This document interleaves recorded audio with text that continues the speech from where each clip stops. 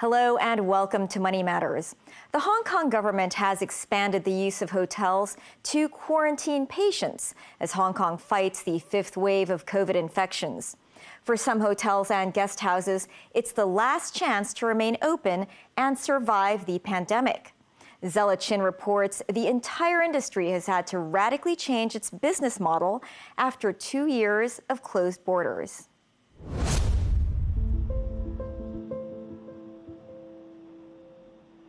This is their commercial. Fiona Tai runs a guest house in Mongkok. It was opened by her parents in 1984. Her main customers were backpackers from Europe, Asia, and mainland China.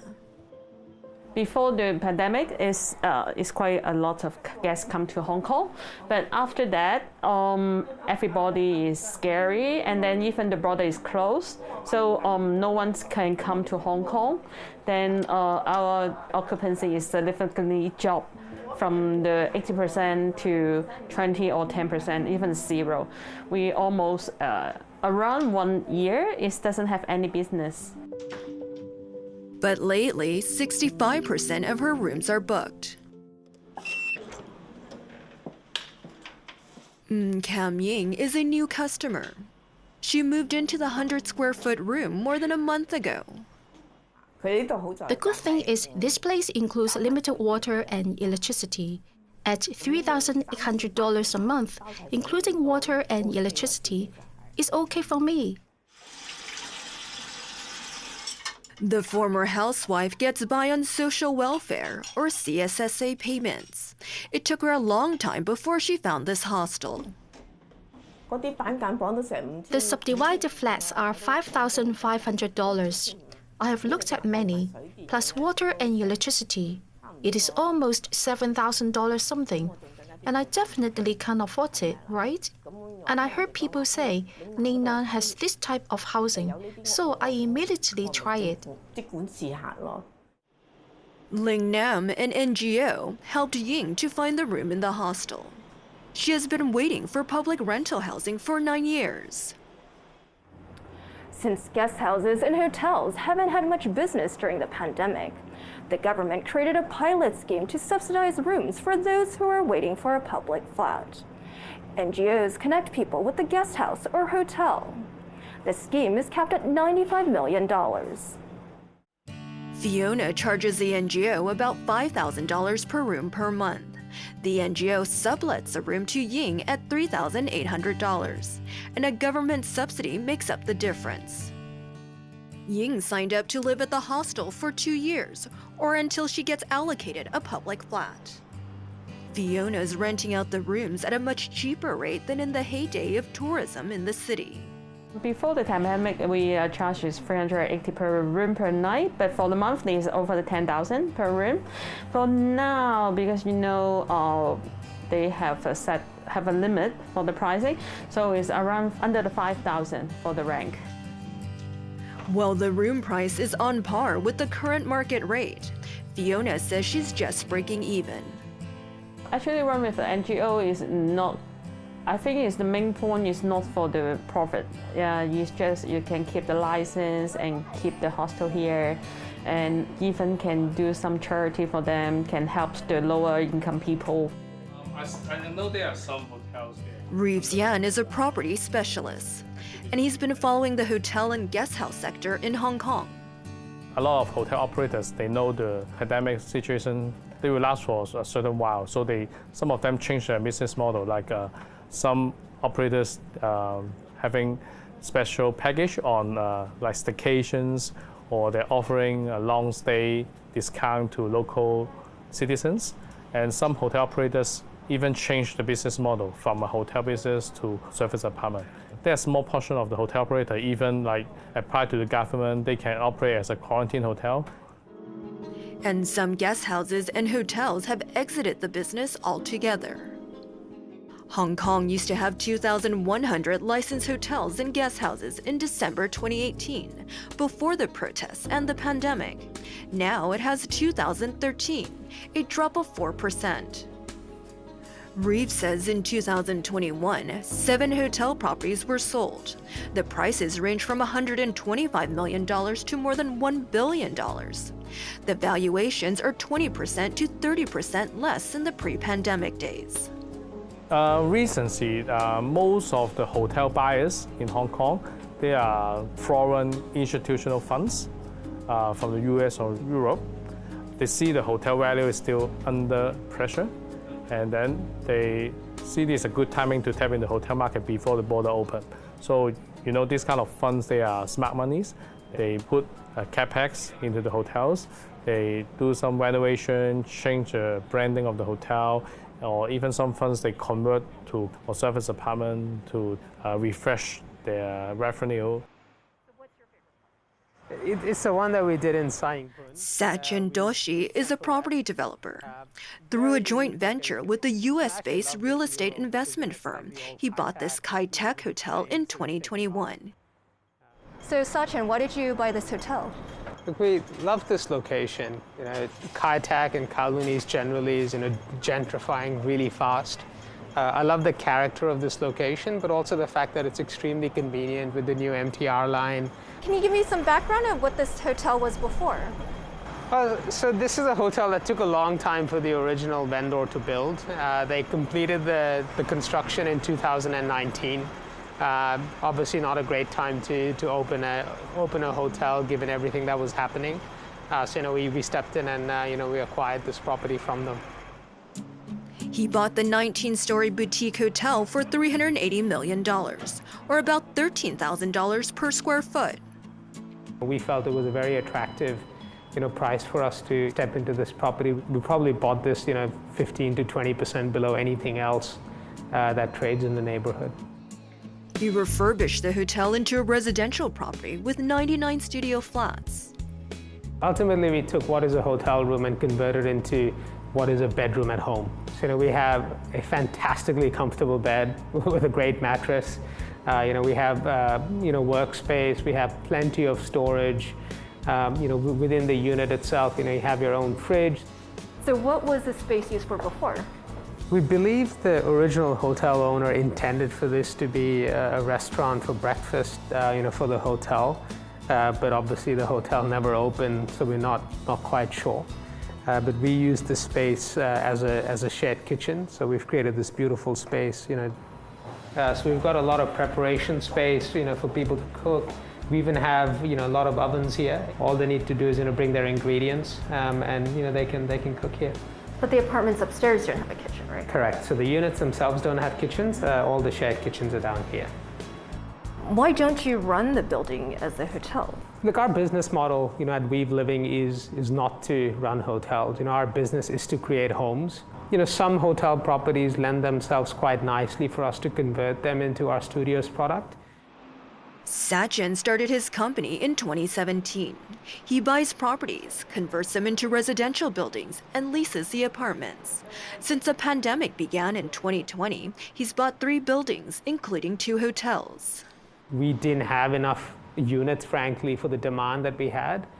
So, we felt it was a good opportunity for us to scale up. Reeves Yan thinks now is a great time to invest in hotel properties. The hotel value is still under discount compared to the pre-COVID level. And actually the demand of hotel is quite keen. I would say because we do see the hotel occupancy jump back to 70% without any travelers. So you can say the local demand is very strong. The last one is the border open is actually a very critical factor. Once the border open, I would say the value will go back to a very healthy level. Hostel owner Fiona doesn't think the future is bright. For the coming 2 years, I don't have a very good will for that. Still have a very big competitive with the mini hotel. Even you open the border, the guests may not choose us.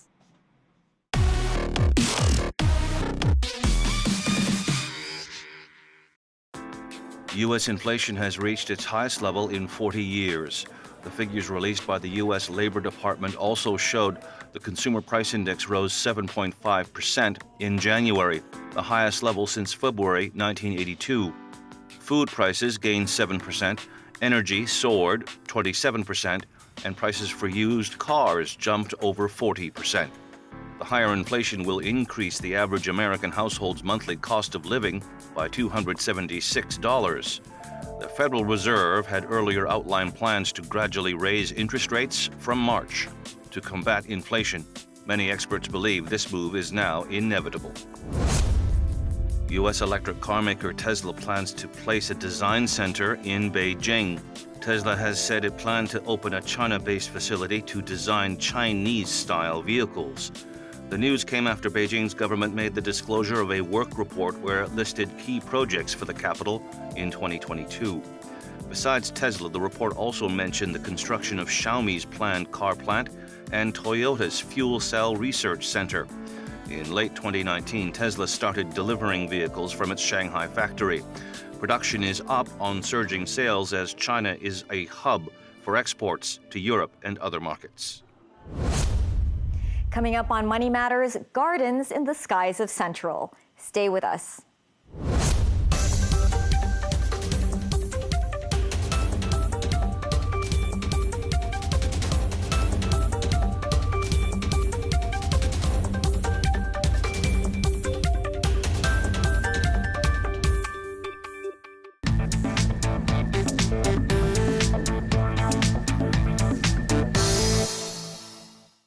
Welcome back to Money Matters. Residential property prices softened as much as 10% as COVID cases surged again. Transactions also dropped by 40%. Undeterred, flat owners have kept their prices at high levels. Alice Kahn visited a relatively pricey flat with a terrace and a tiny sky garden in the Central and Western District.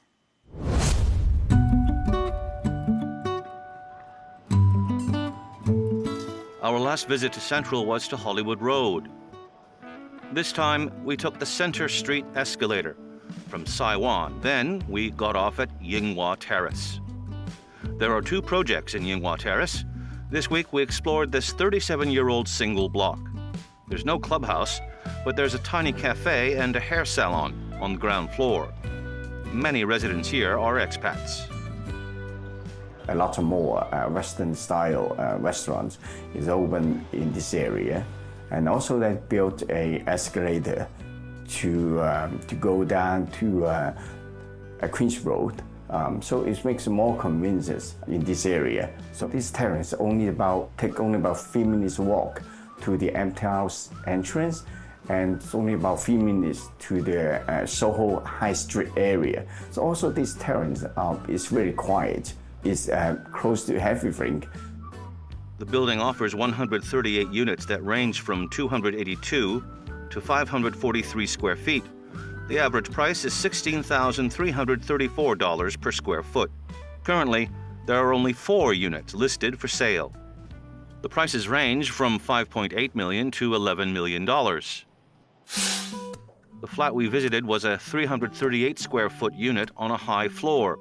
The owner is asking $11 million, the highest asking price in the block. So we went in to see why the owner is asking for so much. The living room seems bigger than I expected. Did the landlord did any changes in the layout? Yes, the landlord who took down the wall beside the kitchen, because right now the living area is about 136 square foot, but before they took down the wall, the living room area is only about 104 square foot, and the kitchen was very tiny and small. Right now, it's turning into open kitchen, so it create more countertop in here and more spaces for storage in the kitchen. The change made the living area longer. This area is quite wide. What sort of sofa we can fit here? Okay, you could put the three-seat sofa on this side. The original layout had an exposed beam, but the owner decided to fill in the ceiling to hide it. The color tone of the unit is blue and white, creating a calm and peaceful vibe. The first of the 2 bedrooms is 44 square feet, and it is quite narrow. I think that you can only fit a single bed, right? Yes, correct. I don't think you can fit any bed bigger than the single bed. Then after you put a single bed, there's no room to walk around. So I would suggest you use this room for the office or turn it into the walk-in closet. Then we checked out the second bedroom. This one is 76 square feet. Is the wall wide enough to fit a king size or queen size bed? This width about 4'10", so I don't think it only can fit a double bed on this side. It's not enough for king or queen size bed. This room is bigger, but it's a bit cramped because of all those wardrobe and cabinets. Then can we lock down the wall? Oh, this is a good idea. You can knock down the wall to join the next room together with this room. Then after that, you can put the king or queen size bed on this side. Then you still have a free ways to walk around the bed. Plus, you can move all the wardrobe and the cabinet to the other side of the next room. Then make the bedroom much bigger. There's a 56 square foot terrace outside this bedroom. There is like a size of a room. Yes, almost like one of the bedroom. Then, what's that? Okay, this is the jacuzzi. It's still working. The previous tenants love this jacuzzi very much. Who's an expert? But your neighbor can see you taking a bath. Okay, and if the buyer who don't mind to show off the fit body, they can take a bath outside, or they can wear swimsuit for when taking bath. Residents can also put a table and chairs on the terrace. There's another outside space off the kitchen. The terrace in this apartment is about 388 square foot. Oh, then is it even bigger than the unit itself? Yes, that's why the owner used part of the terrace to turn into the dining area, like putting chairs and tables and even a canopy on the top. You can close the canopy to block the sun. And also when you're doing the dining or breakfast in this area, you can oversee the sea view and then enjoy the breeze in the summer. Oh, there's a more outdoor space. Yes, you can check it out. Jackie, I think the landlord has spent lots of money on their decoration. Yes, as you can see, the landlord, the owner, has done the wooden floor on the flooring and also put some lighting on the floor and even an electrical a canopy mounted on the wall. This part is about 300 square feet, about the size of a nano flat. And also this area, can we put a table here? We can put we can hold a party, I think, up to probably 20 people, and then put a long table here, and also already has a BBQ stuff here, and a sink. It's good for cleaning after cooking. As it is on the higher floor, this terrace overlooks the harbor and city. Then now the owner is asking 11 million, right? Yeah, correct. And, is he asking a premium for the terrace? Is it a market value? The bank valuation of this unit is about 8.2 million. So that's about 2.8 million high that asking price. So it works out about 32,000 per square foot. It's a bit higher than the nearby similar age building.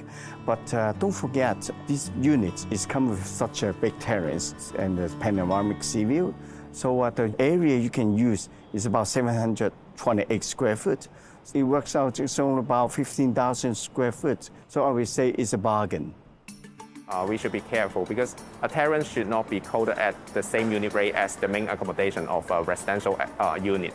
So normally we will put around 60 to 80% discount on the terrace area when we are doing valuations for residential property with a terrace. After we're doing such kind of adjustment, maybe the transaction price will be in a range of 7 million to 8 million.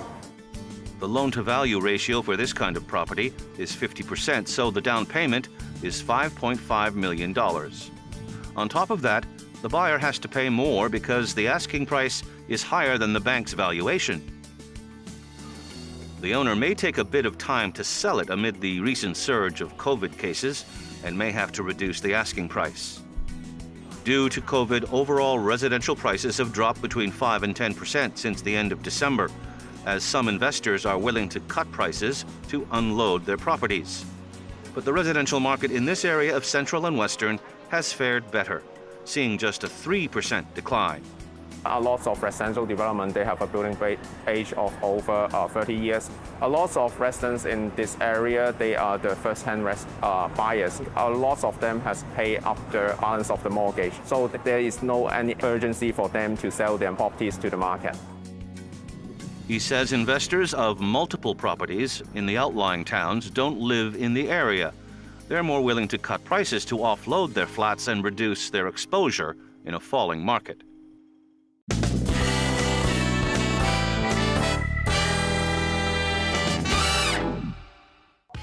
Talk about hot to trot.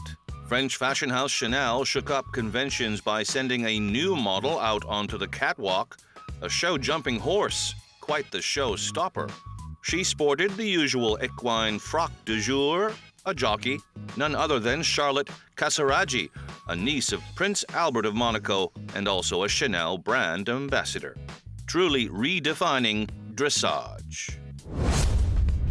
Down and dirty with Peruvian archaeologists who have discovered 14 pre-Incan mummies believed to be between 800 and 1,000 years old at a site located east of Lima.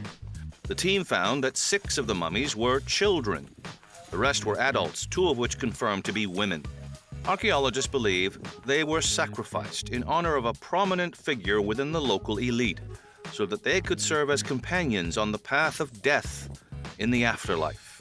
The upper-class mummy was discovered earlier with hands tied with rope covering his face in 2021.